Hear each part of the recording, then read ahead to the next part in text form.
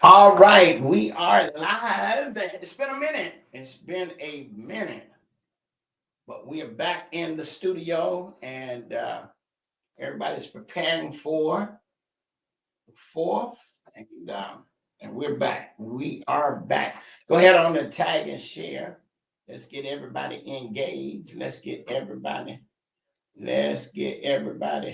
engaged on this wonderful, wonderful Wednesday.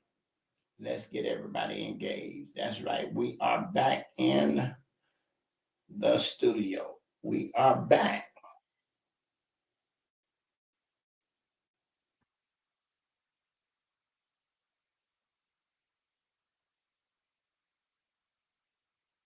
We are back.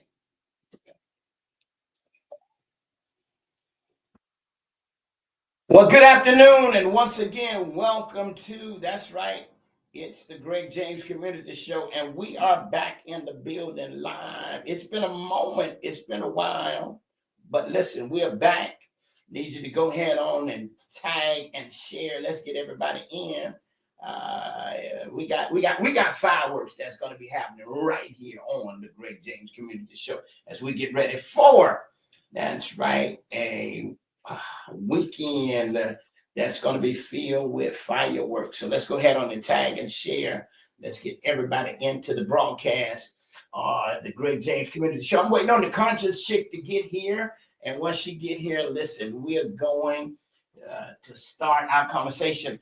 Listen, the number to call in is 850-671-1450. 850-671-1450.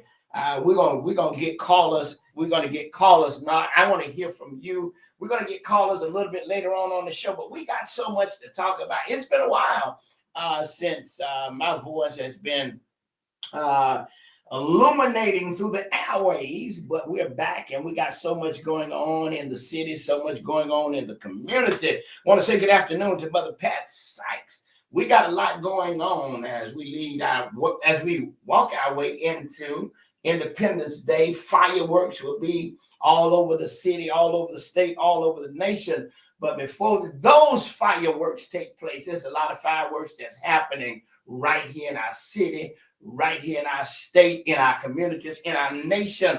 And we're going to talk a little bit about some of the fireworks that we have seen go off. As a matter of fact, big fireworks are happening right now in Washington. It's called the Beautiful Bill. Fireworks are happening. Fireworks are happening right there in New York City. Sean P. Diddy Combs, you know what's going on. It's fireworks. Fireworks are happening right on the Hill. New incoming president, outraged, upset friends and families. Fireworks are happening in the city of Tallahassee. 96.1 got fireworks going on right here in Tallahassee. We're going to talk about it all right here in the Greg James Community Show. Don't you go nowhere. We're going to talk about it. Law enforcement, they got a big case against crime that's going on, trying to figure out how they're going to put a solution to some of the problems that are happening. And, you know, one of the things that I like to say is that some of these problems are not hard to solve. Sometimes you just take the simple solutions as opposed to all of the complex things that we're trying to do. But we're going to talk a little bit about some of the things that are happening. Don't get your chance to voice your opinion right here on the Greg James Community Show. And certainly I'm excited about the new season that we're in. We're in the month number 7. We are, man, I mean, time has really been moving. Here it is. It's already July. We are midway through a whole nother year. Gonna bring you up on my Washington, D.C. trip. I'm going to be talking real shortly with my former warden. As a matter of fact, I think I better get him on the phone now, and we're going to talk a little bit about what happened in D.C. We're going to talk a little bit about what we have launched. And listen, man, I'm excited about it. So listen, go ahead on the tag and share. Let's get everybody in for the wonderful conversation right here on the Greg James Community Show. It's informative, it's inspiring, and it's informational. There are fireworks going on over in Gadsden County. Listen, there are fireworks everywhere. And then we're going to talk a little bit about this guy named Willie Lynch. The Willie Lynch theory, how we don't really have to kill each other. All we got to do is pit one against the other, and we'll see the biggest divide that ever takes place. So, hey, it's a lot going on, and you're tuned in to the Greg James Community Show. Keep it locked right here. Go ahead on the tag share. Let's get everybody in, because you don't want to miss this conversation on this first Wednesday in the month of July, right here over. That's right, heaven. Hallelujah. That's fireworks. Hallelujah. 95.3. I'm Greg James. I'll be right back. Don't you go nowhere. Listen, all my friends on social media, go ahead on and tag and share. Let's get everybody engaged. Go ahead on and tag and share. Let's get everybody engaged. Want to say good afternoon, Katrina Jackson. How are you? Want to say good afternoon to Jonathan Rush. Let's get everybody engaged right here. I want this song to bless you, and I'll be right back.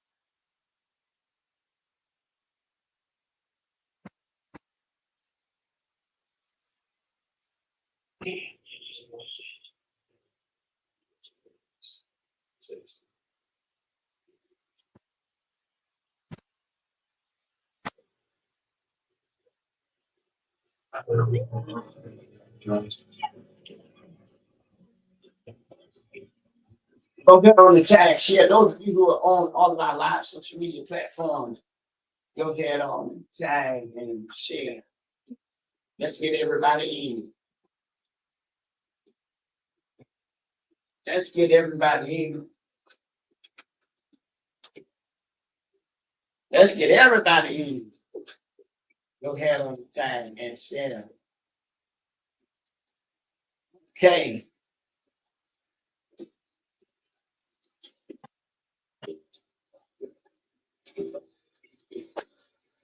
Okay. All right. Let's get everybody in. Go ahead on the tag and share.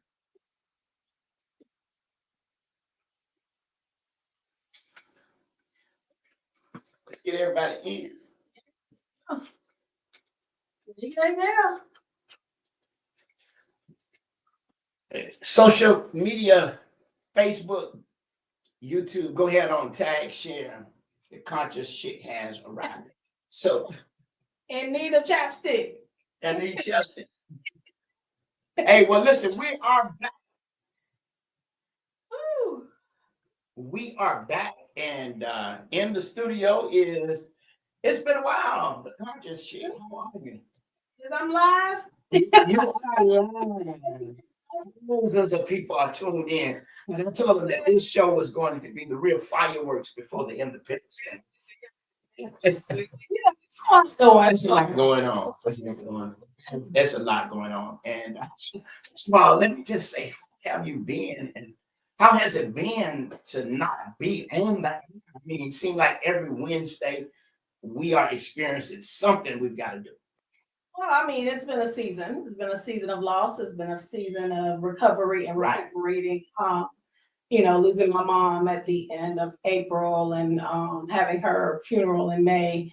Quite frankly, took me out. It took me out a little bit. I'm still kind of recovering, and there's been a number of people in our community. Shout out to Pastor Bernie, Bishop Bernie, Yeah. who lost his mother, and a number of people who are experiencing losses on that level. I think that there's just a lot of, for me, managing and allowing the process of grief to do what it does. So I think sometimes what we do is, big things happen to us that aren't good, and then we think that keeping going is the solution. And it's not.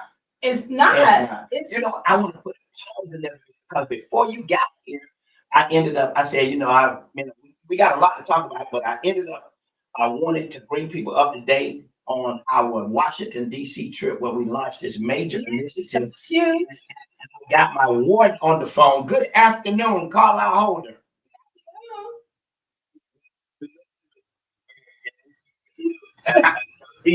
But listen, I am absolutely amazing. And, this young lady here who's joining me is none other than the Conscious Chick. And we shake people throughout the city, state, and the nation into consciousness.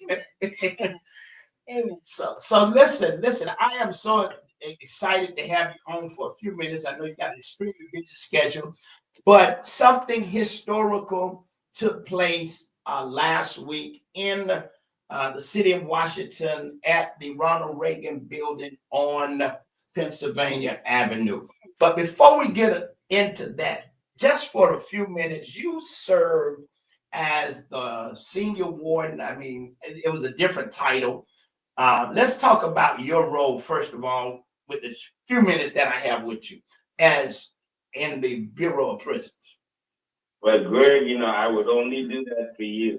I've been trying to let it go. I've been retired for 17 years. But basically, I did 27 and a half years with the Federal Bureau of Prisons.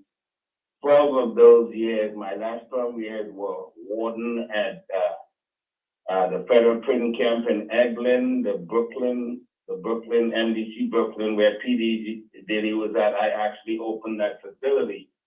And then at Coleman, Florida, where I started at the medium, and then, retired activating in the penitentiary. And that's where, Greg, you and I met in 2003. And that bond have remained consistent, both through incarceration and through your release. And I have a lot of respect and admiration to see the transformation and restoration and the work that you continue to do to uplift our community and to those that are are marginalized. Amen. Certainly, it's amazing, and to be able to know that we met at a place where you were serving as the overseer, and basically, many men, over thousands of men, you gave them a vision of hope, and you gave staff the opportunity to treat them not as a number, but as men. And we're in a place where there is, prisons of that magnitude. You constantly have crime, you constantly have stabbings, but none of that happened in the Coleman prison. And it's all because of how you were able to put the culture in place to whereby men were treated with respect, and they were able to recognize how much you cared. I tell people all the time, people don't care how much you know, they just want to know how much you care. Mhm. And our relationship started in 2003. Here it is, 2025. Both of us I came out of prison 17 years ago. You retired 17 years ago. And we still have been working together to do what you feel like is so important. Now, you just released a major book, and that book is entitled Can any good thing come out of prison? Mm.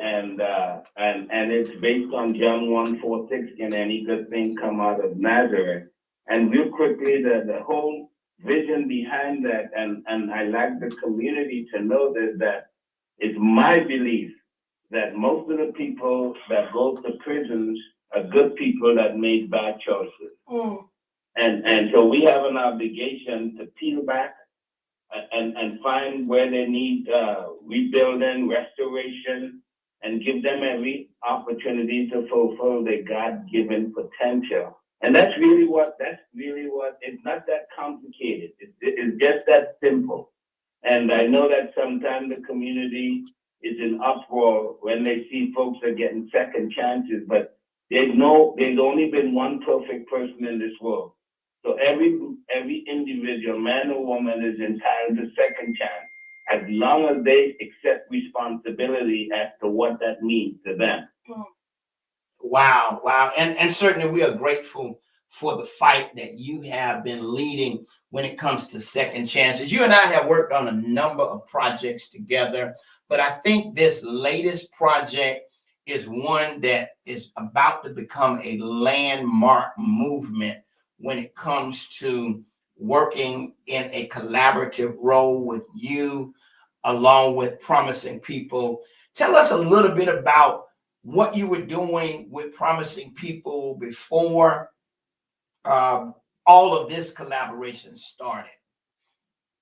Yes. So Promising People is a company that has created through virtual reality an education platform that trains men and women through the virtual reality headset.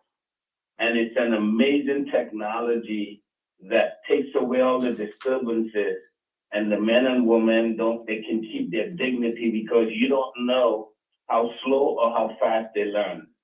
So I fell in love with it for two reasons. The fact that it allows people to keep their dignity, and then it also allows for the scalability of the program. So I've been consulting with them for about 6 years to make sure that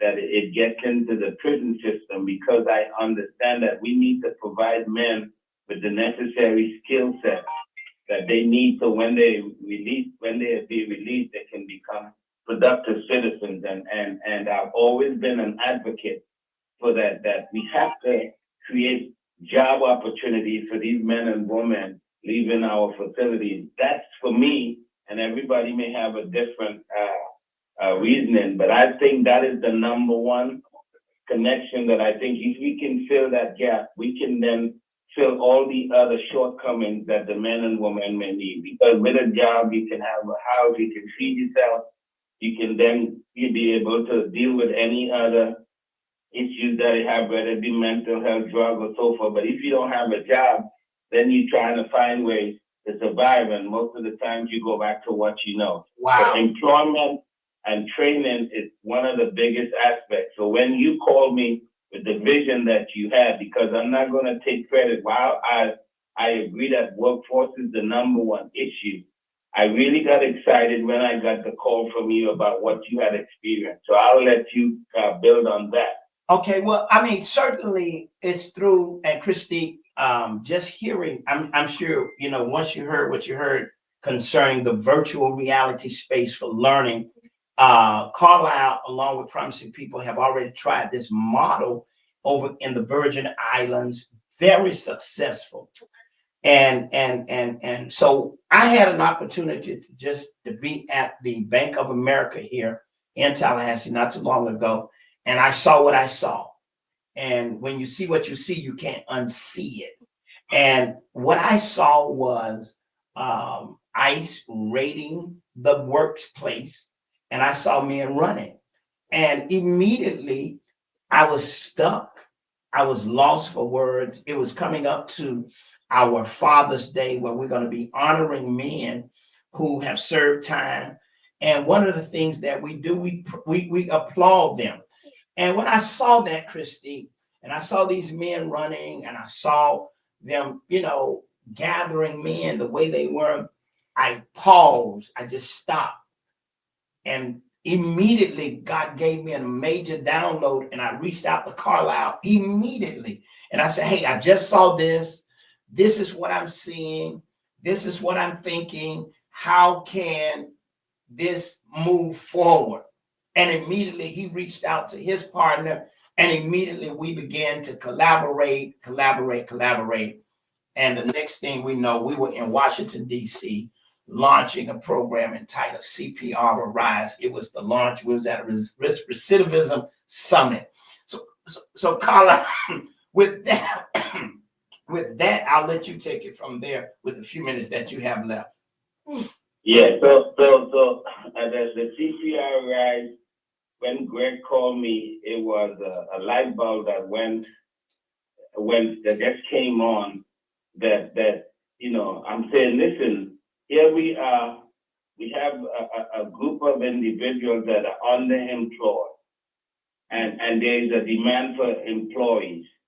And so why don't we create a program to employ justice impacted individuals and veterans to fill the gap of all these developments and hospitalities not being able to find workers. So we call the program, it's the right time for reclaiming, the right time for reclaiming independence to skill employment. So what we want to do, and Greg is going to have a center because there's one in Orlando, we're going to train men and women into virtual reality and work with employers so they can hire them so that their projects don't have to be at a standstill.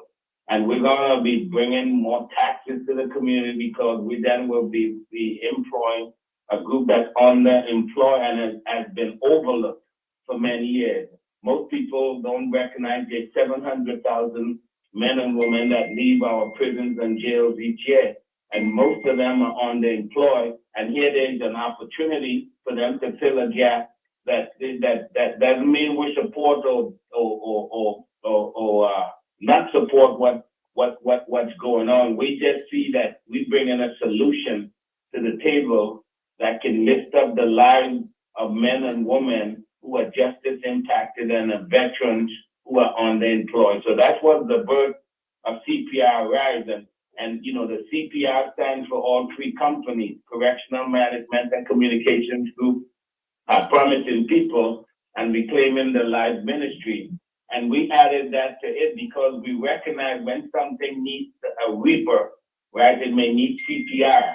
So we put the CPR to the rise because we bring into birth something that the country needs, and we're gonna be launching it at some point, having a big press release, and we're gonna have men and women ready to go to work. We're gonna train them and give them all the skills that they need so they can fill the gap that needs to be filled. So if I'm listening to this correct, first of all, I love the term justice impacted. It doesn't go to the right or to the left. It just implies that they've gone through something. Absolutely. And the second thing is, so for people who are listening like me to what he's saying, basically what he's saying is that with the recent ICE raids on work sites, workplaces, and the taking away of folk from the workplace. Right. What they're proposing to do is to ready a workforce to replace those that have been removed. That's a better way to say it. And through working with prisons and the system and the federal government and state governments, I'm assuming at some point, because they have correctional systems as ecosystems as well, you all are going to almost serve as a placement entity to be able to provide ecosystems of opportunities for those that are re-entering. I think that it's phenomenal. A lot of communities aren't as progressive like Leon County, Absolutely. where the sheriff's office has a RISE program that has a similar kind of microeconomic impact here locally. You know, with its facility that houses offenders, right? So it has a jail that it has an interest in seeing, Absolutely. non-recidivism as well. But what you're saying is that you're taking this to a national, global level Yeah. and creating an ecosystem of opportunity for justice impacted individuals who may be returning to communities. And it gives them an opportunity to be able almost, which doesn't really happen, to maybe through your organization have a catalog of communities that have resources available, that have housing available, that have, I mean, this just seems to me like an auto population of opportunity for that particular segment of neighbors, which I don't think the intention, I think people have good ideas, but I think that this is right with a lot of good intentionality that could impact on a national and global scale. And like I said, in Leon County, we have a working framework for that with the Leon County Sheriff's Office, but I think this is just large and almost puts it on the map in terms of creating these ecosystem spaces to attract and to give people opportunity to relaunch their lives. So this is amazing. It sounds it sounds like it could be immensely catalytic, and it definitely is desperately needed. Oh yeah. I think, Carline, I know you have to go, but I think one of the highlights from our being at the summit and announcing the launch, one of the major highlights was all of the support that was given from various senators, House leaders, and even the Bureau of Prisons. Josh Smith, who's the deputy director, saw such a great need. And I think that we're on to, once we do some of the necessary steps we've got to do here, we're in the process now of getting the site set over at 4409 for the virtual classes. And I mean, sooner or later, you know, we're going to see if somebody who signs the pen can just, you know, they take their pen, they sign all stuff. We're going to see. Carline, final thoughts on everything. And certainly we're going to come back with you and Dave and Kalia so that we can really make a clarion call for men to go ahead on and sign up, because this has really been a monumental move that has taken place last week. So Greg, I just want to make one clarification so nobody's, Josh Smith was scheduled to be there, the new deputy director of the Federal Bureau of Prisons, but he didn't make it. But we had over 50 other re-entry experts and folks that run major re-entry programs in that room when the announcement was made. And everybody knows that there's a need. And we came up with a plan. Thanks for the vision that God birthed in you. I am just a catalyst to see that you came up and we have like we've always worked together to have impact. You know, and for me, I share with everyone that I'm in the fourth quarter of life. So the things that I want to do now, I'm going to be very meticulous. But I can tell you, when Greg called, I will answer, because God has given him the vision and to see a need. And so everybody wins. The community wins, the individual wins, and the country wins. So I'm excited as we march forward to the formal launch. You'll be getting more details in terms of how the training is going to take place and all these types of more details. So I appreciate the opportunity to be on this radio show, and wish you all continued success as you all continue to keep the community informed about matters that means a lot to them. All right. Thank you so much. That is my former warden, Carlisle Holder, right here on the Great James Community Show. And I mean, Christine, you heard about it.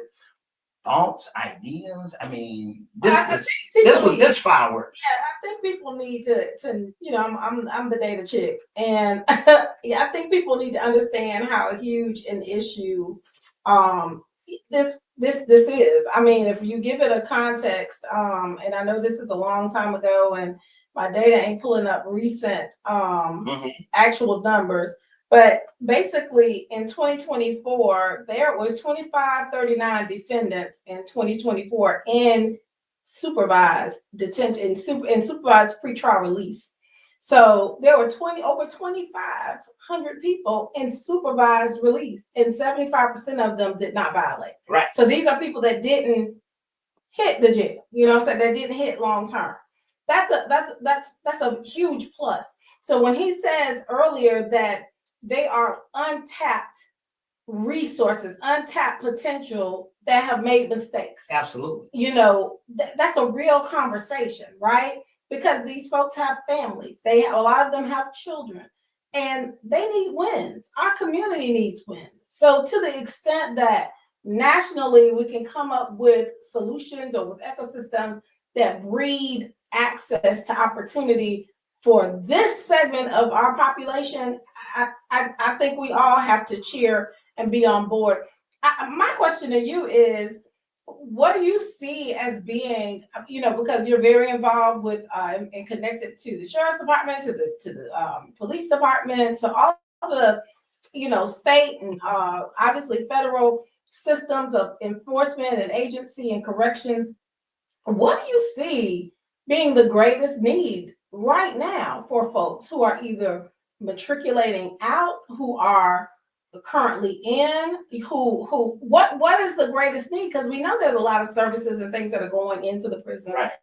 And people are coming out of the prisons, and now there seems to be some support that is making itself available outside. But what do you see the greatest need is? Well, I think the greatest need is employment. I mean, Uh-huh. housing is definitely a Okay. great need as well. But if I'm going to sustain my housing, I've got to have income. And that income is going to come through employment. Just today, I had two individuals call me today about employment. And I had a young man who called me. He went to school, got his CDLs, just got out, heard about what we were doing over at the church, took the course, passed, but can't find the job, even with the conviction. So the greatest need is employment. And once we're able to get, and this is something that we've been discussing, once we're able to get employers to understand that we're going to shift some of the burden of the employee, because most people are worried about hiring those who are impacted. We've got to rethink the process. And I said it earlier, we don't have to look for major solutions. Our solutions are simple if we just want to apply them. Now, granted, hiring 10 convicted felons, all 10 may not make the test, but I guarantee you 7 out of those 10 gonna stay faithful and do what needs to be done. Okay. All they need is a chance. Okay. So I'm greatly appreciative for the call and the work that I'm doing.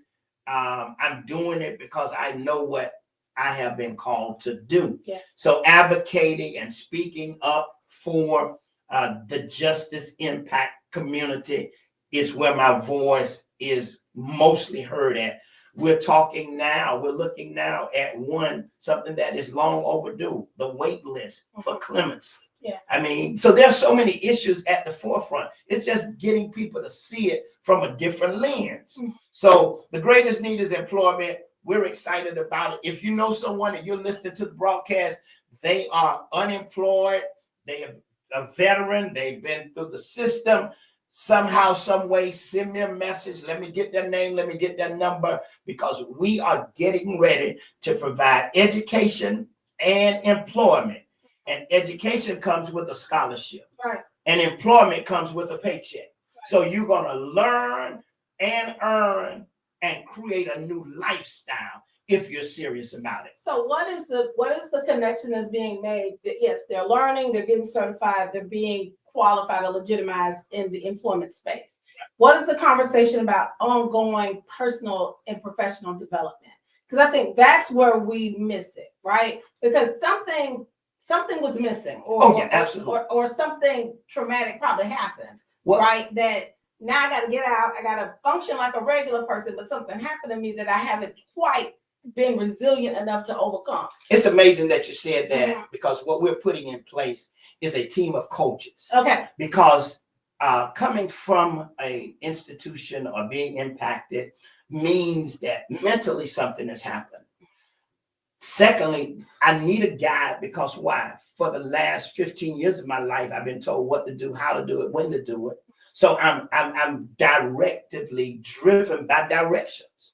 So we are in the process of developing coaches that are going to help navigate men through this whole process. Once they're enrolled, it just don't stop there.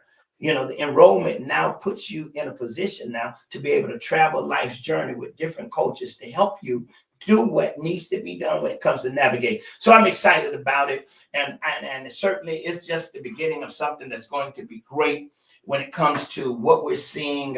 We've already had several developers to reach out to us to Okay. even ask for young men who we feel like we can recommend to work. So I've already recommended some guys to go to work with some people. Absolutely. But we want to get in place what we need. So if anybody that is aware of someone who is unemployed, they're looking for work, but they got to be committed. Mm. They got to be sincere, because work is available. But the question is, are you available to work? So that was Washington. Let's get on to something new. Yeah. I mean, that's Washington. I think that's important, Yeah. because that ties into the need and necessity for economic viability at home. Yeah, absolutely. Because economic viability is what creates opportunity for employment, for job training, for job opportunities. And I know we hear a lot about the skills drain, the transition to the generations, and how certain of these skills are basically projected to be extremely vacant if we don't retrain and we don't retool. But we got a whole cultural mind shift that has to happen before somebody respects the HVAC man as much as they respect the attorney. Absolutely. You get what I'm saying? So I Absolutely. think that there's some things that are happening. I'm looking, quite frankly, at some of the legislation that's occurring, some of the movements that's happening, even on the federal and state level, with alternative accreditation to entities that they're trying to form. The accreditation entity that usually certifies or that accredits schools is the Southern I think it's SACS. It is SACS. It is SACS. And I think it's Southern Associate. So anyway, acronym. It basically is an entity that accredits all of our colleges and universities. And this is important because you can't just go from one university to another university easily without them being under the same structure of accreditation. Absolutely. And so the state is now looking for alternative accreditation entities, which is interesting, right? I haven't heard a lot of people talk about this move or this shift. I think it's going to greatly impact a lot of institutions if all of a sudden we're looking for, we're at that stage where there's kind of equal accreditation standards among schools. It can become confusing. It can create detrimental, unnecessary competition between universities. It's going to be interesting. It's at the beginning of all of this conversation, but I think it's been a conversation for It's always time. well. I think Christine is here. These conversations don't just pop up. I mean, Right, no. you can have a pop up breakfast. That means the day Friday, the day Wednesday, Right. and we announced, hey, we're gonna have a pop up breakfast at Walker Ford. We just pop up. These conversations don't just pop up. Mhm. When we hear about them and when we want to react to them, we're a little bit behind the eight ball because these conversations have been going on. Mhm. I mean, there's nothing new. I mean, I hate to bring this to the forefront, but there was nothing new about Marva Johnson being a top candidate for FAMU. These conversations been happening. There's nothing new about conversations that take place in our city, in our state, in our community. It's been happening. The question is, you've been absent from the meetings. And a lot of times we are very reactive. There are things that are going on in our city. There are things that are going on in our county. There are things that are going on in our schools. They've been going on. Yeah, but we don't know. And sometimes your only choice is to be reactive. You can't be proactive. But here's the thing. If and I was having a conversation with someone today about this. And you said your only choice is to be reactive. Your only choice to being reactive is because the people who want to bring you into the know, you're fighting with them. Because I'm at the table or you're at the table and I'm trying to tell you what's happening in the room. You want to label me as one of them because of the fact that I'm there. So therefore, you're fighting with people who have insight and information that can help make the situation better.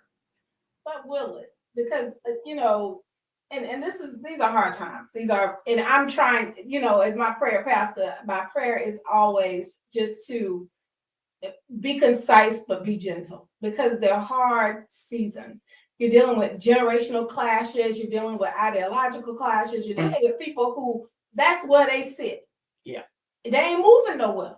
No. That's what their perspective is shaped by the journey they've gone through getting to the place. So people aren't as adaptive as folks. Adaptivity is a huge character superpower, because hardly people are able to adapt. Oh, absolutely. And so when you are bringing an agent of unfamiliarity to a situation, yeah, it's hard. We got a phone call. You're taking for granted the ability for people to shift with the time. So when I say that sometimes people don't have no other options but to react, that's exactly the option they have. And we don't like that. We like to be proactive, but sometimes all you have is reactivity. Okay. Good afternoon, caller. You're on the air.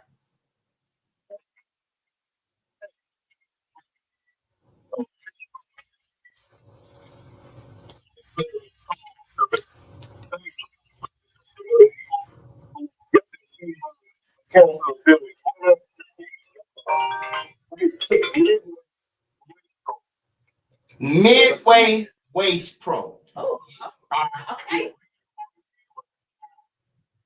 Oh. Well, you know what? It's amazing. I just had. Okay, that's right. I just had a young man who got his CDLs call me today because he can't find a job. So I'm going to send him to Waste Pro. I'm going to.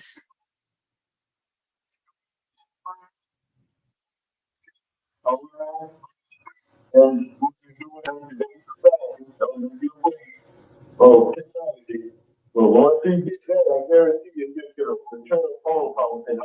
Okay. Well, listen, I want to thank you for calling in. And basically, I don't know your voice over the air, but please, if you got my number, DM me so I can get your name, because I got several young men who have CDLs and they're having a hard time getting jobs. So I'm glad to know that Waste Pro and Midway will be giving them an opportunity at interviewing, and let's see what can happen from there. Thank you so much, caller. I think what you said, trouble in the old church, trouble is over. Yes, sir. Okay. Thank you so much. Hey, that's what it's all about.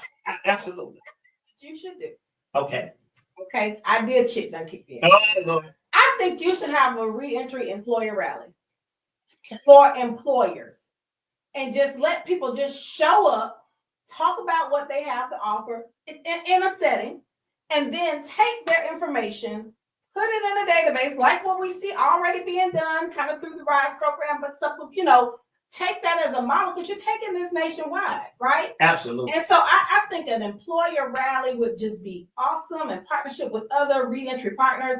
That would just be tremendous, because at the end of the day, you're dealing with neighbors who are probably Some probably ain't searching, but some probably just need the handhold, right? Well, and I they mean- gonna come to you for the handhold. And I think, and you're so right. And this caller was just so on point because Yes, if you don't know where to go, then you don't go nowhere. that's right. So certainly I'm in accord with that, and I think that is so key because right now I'm setting up a meeting so that I can meet with our new U.S. attorney Yes, to talk about what just happened.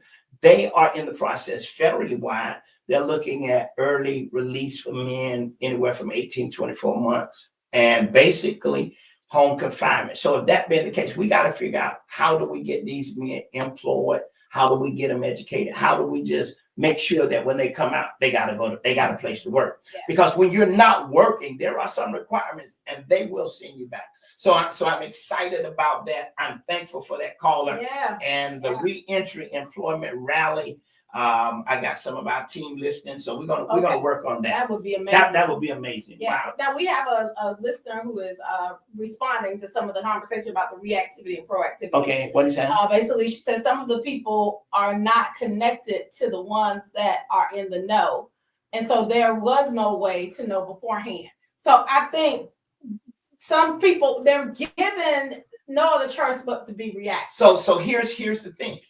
The Bible said, know them that labor among you.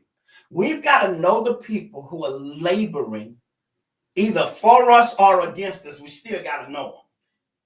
But they got to be known as well. They got to desire to be known. You're someone that people that you desire to be known. Do I? Everybody ain't trying to be known. I ain't trying to be known. Yes, you is. That's why people call you. Yes, it is. If you weren't trying to be known, nobody would call you. I'm not trying to be known. I'm not saying Oh. you are making the effort. I'm just saying that you are one to be known. You're not somebody that is removed from people where they can't touch you. It's like with Christ. He's not a man that you couldn't touch. Gotcha. You know what Okay, I'm saying? I'll buy that. He exists.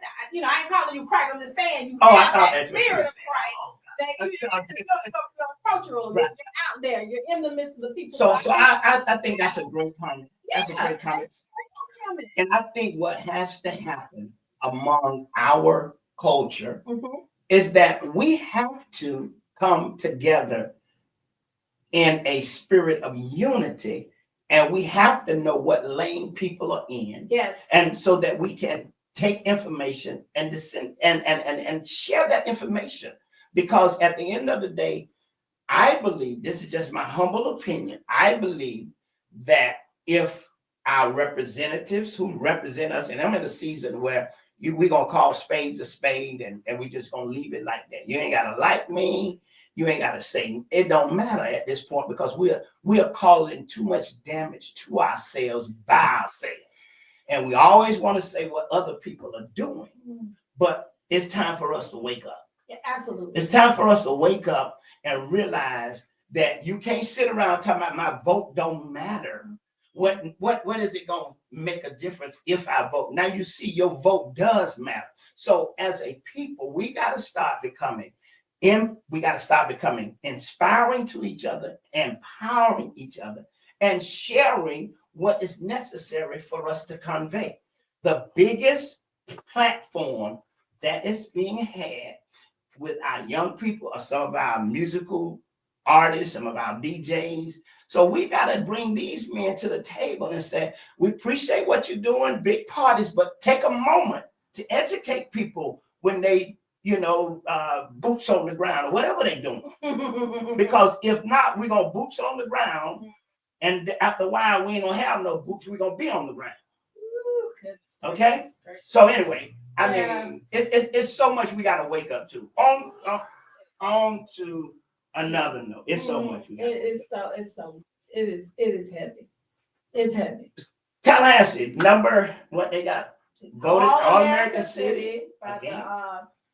the National Civic League or the American Civic League. But that's this third time. This is the third time. I actually had now this is a really jazzed up process, right? I had the opportunity under the management of Miss Anita Favors to actually attend the previous one and represent the city in that process. And it was amazing. I mean, you have to basically put your city on stage. You have to put your data on stage. You have to model in a short increment of time. You got to answer questions. It is a tremendous doing to take a delegation out there for that purpose. And so kudos to the team, the city's team, to the commission and the mayor and all the ones that went to represent. This is a pretty big deal. I think Port St. Lucie also got the designation of an All-America City as well. So shout out to Port St. Lucie. But yeah, you know, the National Civic League, that's who awards, or that's who, and they had to go all the way out to Denver. And they did a great job. Yep. So what? Yep. Yep.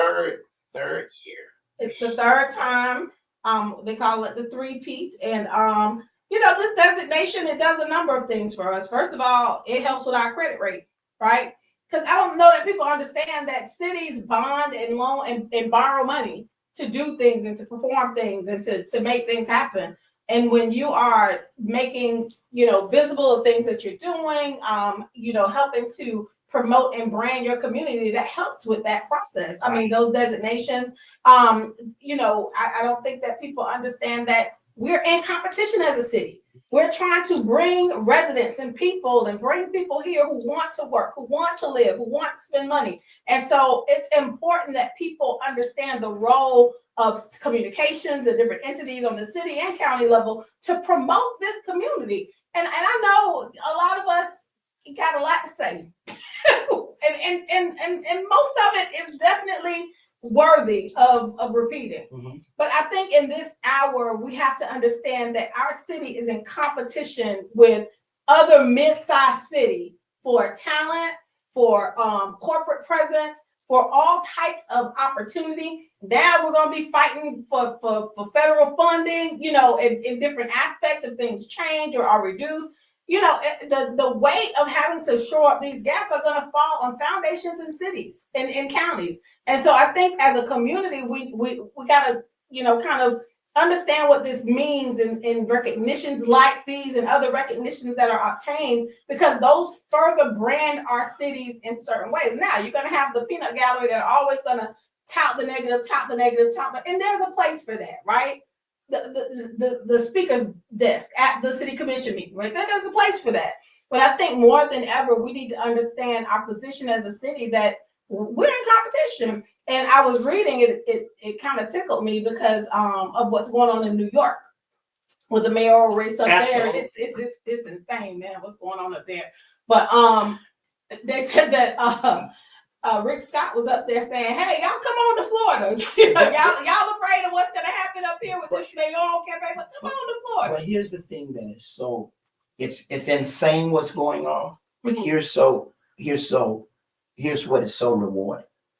The voices of the people are being heard. Okay? So for those who are listening to the broadcast, don't ever feel that you don't have a voice, because your voice can disrupt systems. Your voice can change the way things have been. So in New York, people's voices are being heard in a very unusual way. Why? Because for so long, people's voices have been taken for granted. This is not an hour to take people's voices for granted. This is not an hour to feel that everybody don't count, because there are some people whose voices will rise up in this new era that we're in. So New York sets a eye opener in more than just one way. Right. So if you're not listening, you on the menu. Yeah, you're on the menu. You're Absolutely. on the menu. And I think that's an important point to make. And I think that it also is important to reflect on that governments function differently in different cities and different areas that they function down here in the South. We're blessed. Our mayor's children go to the park with other children. You know what I'm saying? We don't have kind of this for the most part, we don't have this highfalutin superstructure where elected officials are put on thrones above people. You get what I'm saying? They represent not the interest of the people, but the interest of the interest. You get what I'm saying? Here, you know, we have an opportunity to hold accountable folks for representing the interests of the people, even if they get off a little of representing interest for interest. And I think that that's a special thing about older cities, about southern cities. And it's something we need to be paying attention to because I'm telling you, there's going to be regional competition here. Florida is going to get a lot of new neighbors Absolutely. As you can see, and getting a lot of new and neighbors. getting, not going to get, getting. And this on to another point when you talk about new neighbors, they just opened up a big community down in Miami called Alligator Alcatraz. So we don't even want to dive into that. But here's the thing that I want to say, and when you really look at it, we're talking about this is a eye-opening and an awakening hour. It is. One of the things that you gotta do and know is that whenever somebody's campaigning, you always want to hold them to what they say. Am I right or wrong now? There are people who campaign and say, I'm gonna do this if I win, I'm gonna do this. And when they get in office, they don't do nothing. They don't, but we talk about this all the time, right? And it's an election year. And shout out to Diane Williams Cox, Commissioner Diane Williams Cox, who we saw filed for her seat the other day. I just want to make a comment about that. Yeah, I I'm saw not going to go as- any further. All right, Sister Williams Cox, we saw that you filed for your campaign coming up That's right. in 2020. I didn't even think it was that soon. It's what? It's next year. Yeah, it's that soon. But let me make my point before you go to that. I say, and we wait. Yeah, she did. But let me make my point. When people run for office, they tell you what they're gonna do. So there's no reason. We are probably in fear shock that the president that has been elected is doing just what he said he was gonna do. He told you what he was gonna do. So there's no need to be mad about the fact that your Medicaid and your EBT, all that stuff is hurtful, is eye-opening. Okay, that was just my point. We got to pay attention to what is being said, and we got to stop being nonchalant, like, oh, my vote don't count. But it's coming up. The vote is coming. It's coming up. And this is a season where you got to be involved and you got to be engaged. You can't just say, oh, because of so and so. No, I want to know what you're gonna do. It's not a time for apathy. Yeah. It's no longer that. No. I'm in a place where, and I say this to all of the young men and the young ladies that I'm engaged with, who I've gotten involved in the cycle and gotten engaged from the fact that we went out and got petition signs to get Amendment 4 on the ballot, and they have been constantly involved in a lot of the things that we come to realize is you could be Republican, you could be Democrat, you could be independent. But my issue, whoever's concerned about my issue may not be your issue, which is housing, development. My issue is reentry. But they work together. They work together. And so let me push, not push back, but let me push on, right? All this stuff is intersection. Every single piece of it is intersectional. I think that our problem is that, issues advocates used to bridge that ecosystem of connection between all the things. Right. Now people just want to focus on what they want to focus on. Right. And the issue of housing intersects with the issue of everything. Yeah. Housing impacts everything. And so I just, for me, I want to see people bring to the table conversations about ecosystem of access, ecosystem development as it relates to accessibility, period. Whether it be accessibility for our disabled neighbors, whether it be accessibility for our, more vulnerable neighbors, whether it be accessibility for our reentering neighbors or justice impacted neighbors, whatever it is, create the picture and scope of what it looks like for them so they can follow that picture, because otherwise we are creating confusion. Okay.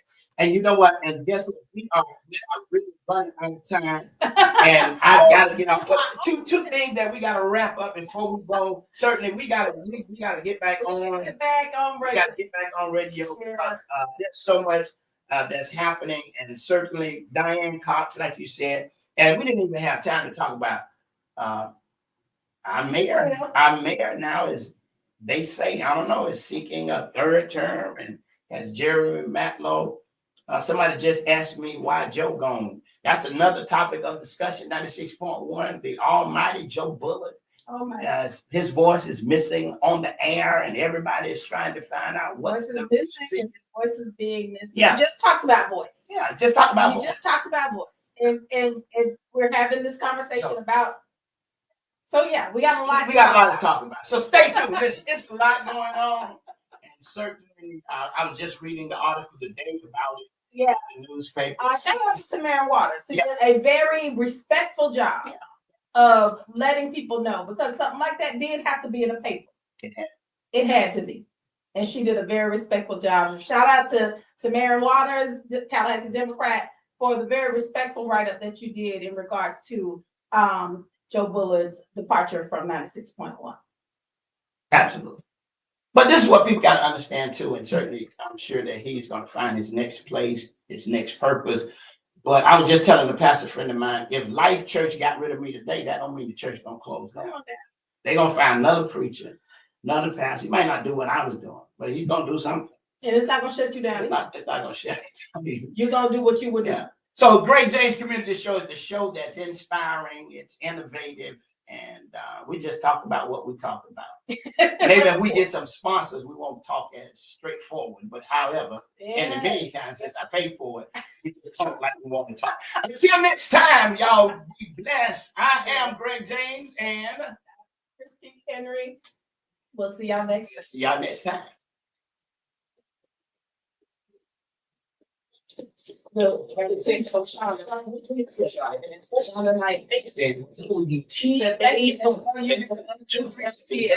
Tallahassee.